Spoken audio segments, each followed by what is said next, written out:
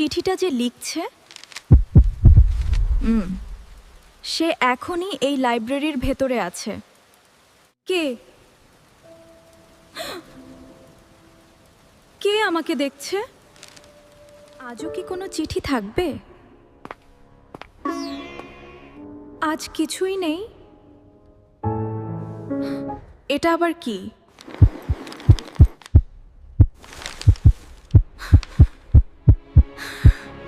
আজ নীল শাড়িতে তোমাকে খুব সুন্দর লাগছে, কিন্তু তোমার চোখে কিসের এত খোঁজার চেষ্টা?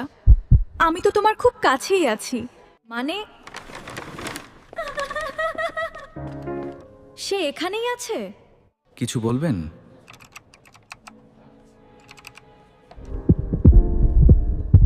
আপনি কি আমাকে চেনেন? হ্যাঁ, আপনি তো রোজ এখানে আসেন। কেন বলুন তো? ওর আচরণ তো একদম স্বাভাবিক। তাহলে কি ও না? তাহলে চিঠিগুলো কে লিখছে?